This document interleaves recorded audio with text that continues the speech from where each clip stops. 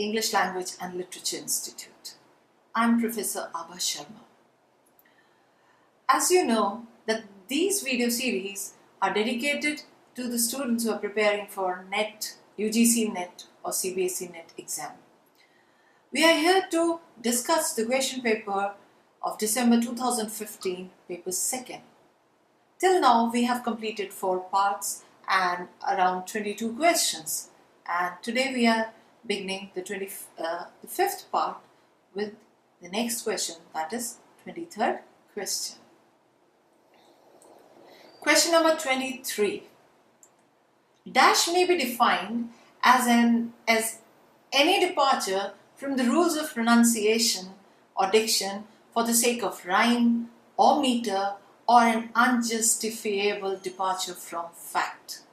There are 4 choices given: poetic license, poetic justice, poetic deviance, poetic diction.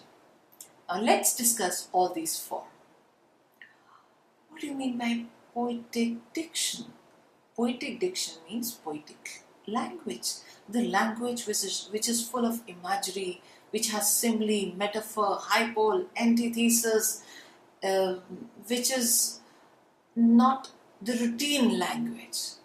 You know, there are various fictional novels published, but all of them are not literary.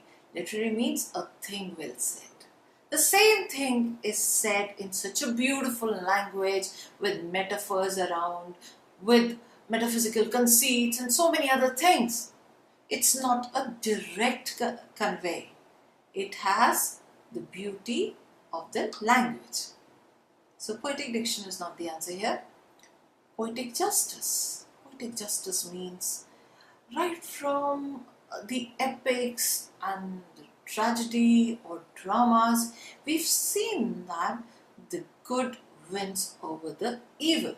So if the writer in the end punishes the evil and rewards the virtues, then the poetic justice is said to be done. The third choice is poetic deviance, and the fourth one is poetic license. Both are almost same. Poetic deviance means diverting against the norms of poetry, not following the rules in a hard way, but taking some advantage and doing it. Same is poetic license, and this license is given to the poets. They can match up with the rhyming scheme, or they can match up with the count of syllables, they can invert the word order, or they can do anything with this license. So this is the answer, that any departure from the rule of pronunciation or diction. This is called poetic license. There's a beautiful example from Coleridge's The Ancient Mariner. The helmsman steered, the ship moved on, but never a breeze up blew. The mariners again the ropes where they want to do. So the poet is saying that but never a breeze up blew. It should be blew up, but then he inverts the order and says up blew. So again, he's taking advantage of being a poet and saying things according to his poetic requirement. Next question. Question number 24. I'll read out the question. That humanities and the scientists were in fact 2 cultures was suggested by Aldous Huxley in his Oxford Lectures on Poetry. No. Second, W.H. Auden in his Oxford Lectures on Poetry. No, he also did not say this. F.R. Lewis in his book of Great Tradition. Oh, tradition of poetry, he's trying to find out. So, even he's not given this. C.P. Snow in his Red Lecture. Yes, this is the correct answer. C.P. Snow on 7th of May somewhere in 1959 gave a lecture in the House of Senate in the University of Cambridge. He was like, in a way, trying to prove that the world or the intellectuals have been divided into two categories. That is, one is literary intellectuals and the other is natural scientists. He himself was a scientist, physicist, and he was even a writer. So he said that there is a gulf between the two. They both are incomprehensible to each other. The literary intellectuals have got that snobbishness where they are not ready to listen to the scientists. Whereas the scientists, they want to prove their theories and other things, and there is a tiff between the two. So this becomes a disadvantage for the world to move on. There are so many matters which are to be solved by the mutual agreement of the scientists and the literary people. But then, scientists, they boast that, do these people know what is the second law of thermodynamics? But then they counter ask them that, have you read all the plays of Shakespeare? So this was the tiff going on, and C.P. Snow gave the lecture on this same. If you ask my personal opinion, I feel that a scientist can go through all the books of literature. Many people in my family, including myself, have done the same. But the literature people or the literary intellectuals, they will find a little bit in understanding thermodynamics or nuclear science. I feel so. This is my personal opinion because I am a person of both science as well as humanities. Next question. Chaucer satirizes the monk because the monk is too concerned with courtesy and matters of etiquette. Second, cheats the poor peasants by selling them false religious relics.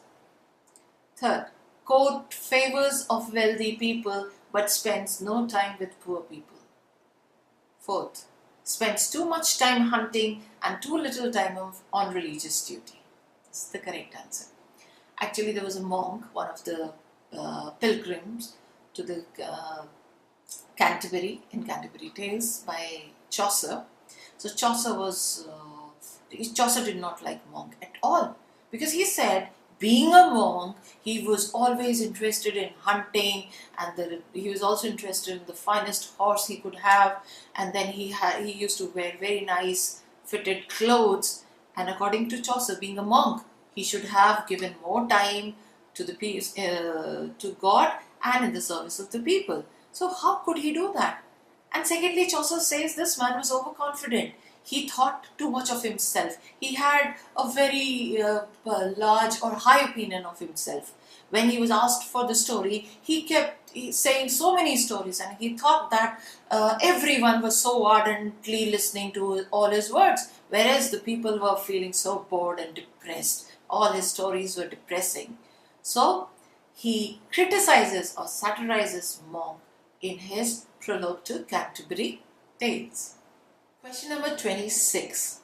Divided into 3 sections, this groundbreaking work published in 1953 uses as the frame of the spiritual and moral awakening of the 14-year-old during a Saturday night service in a Harlem church. Identify the work. The first is Zora Neale Hurston, Their Eyes Are Watching God.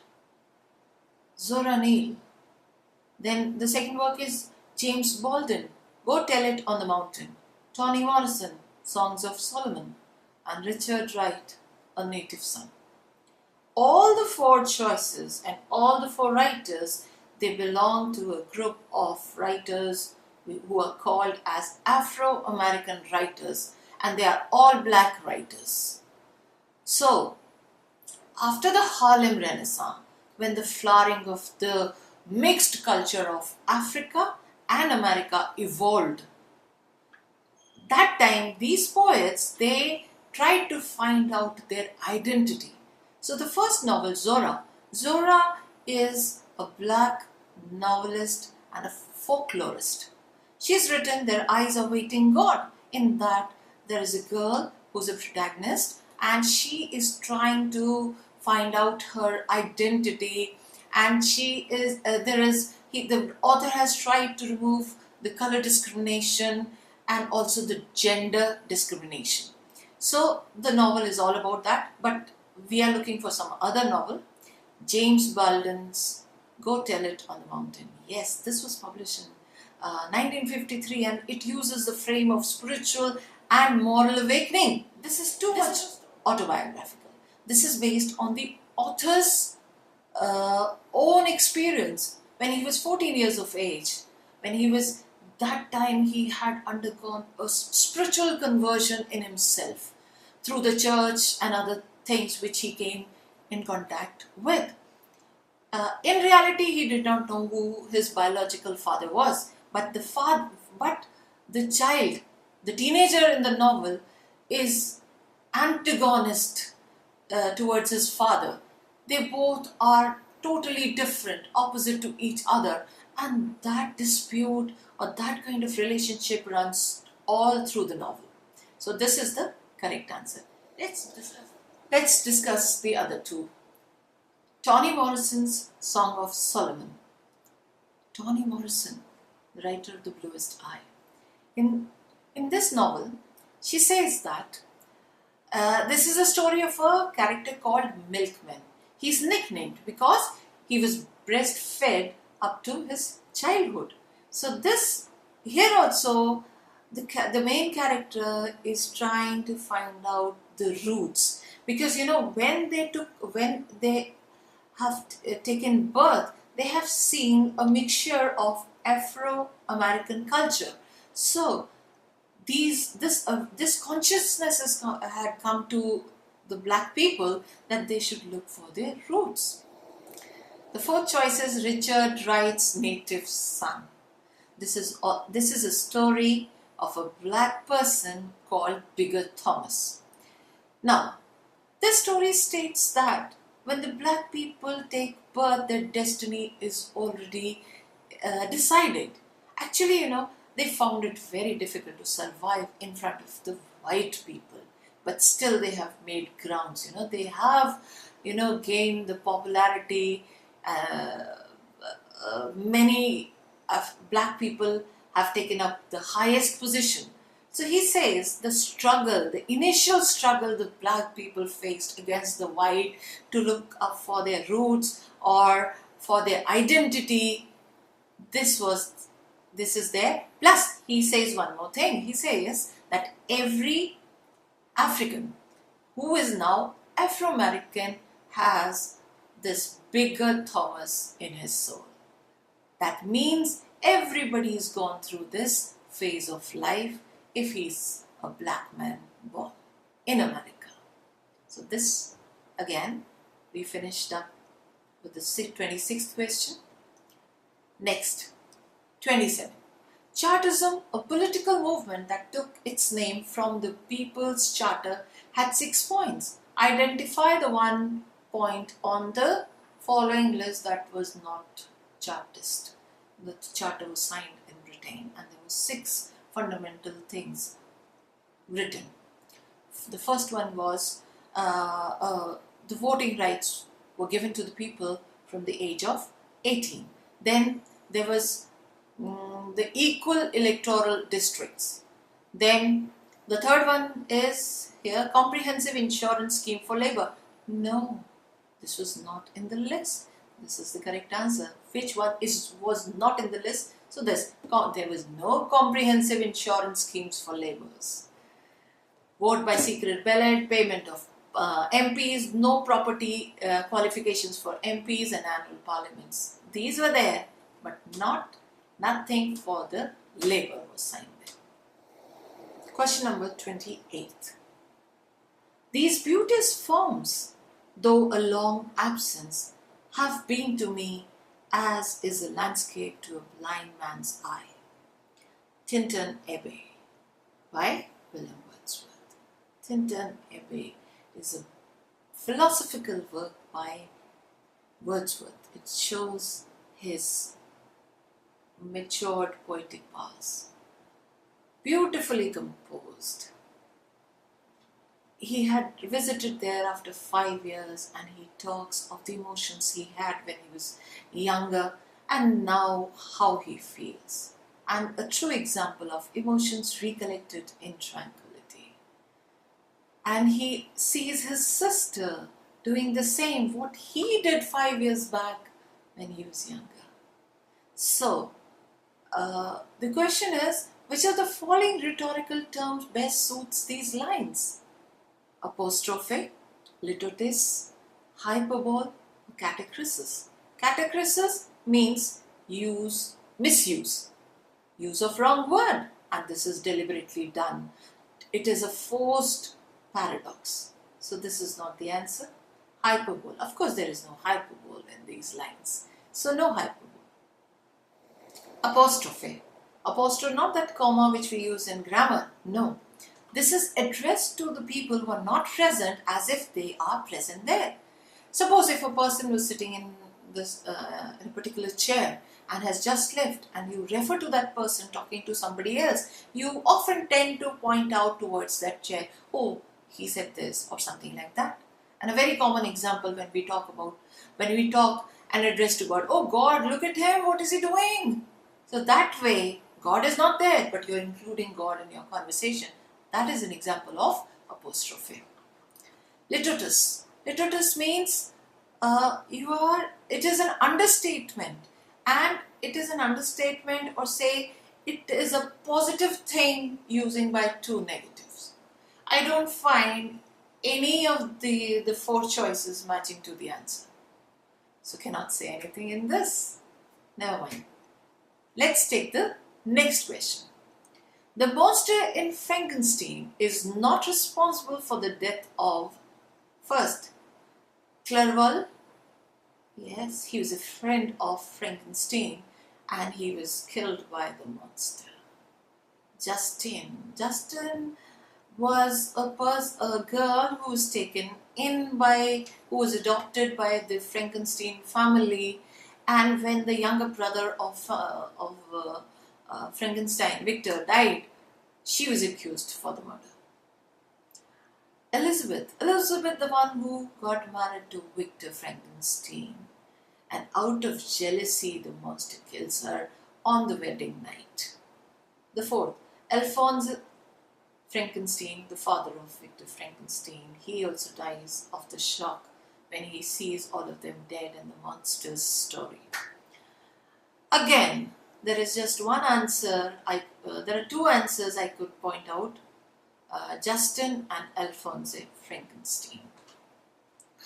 It's a nice story. I've seen many versions of Frankenstein, and lately I've seen which is totally a different story, where they have a circus dwarf who's taken up by Victor, who becomes an ally to Victor, helps him with the experiment. And there is another story when Elizabeth dies. Victor is unable to take this shock. He carries the dead body to his lab where all the experiment thing was done earlier, and he does the same which he did with the monster and brings her back to life.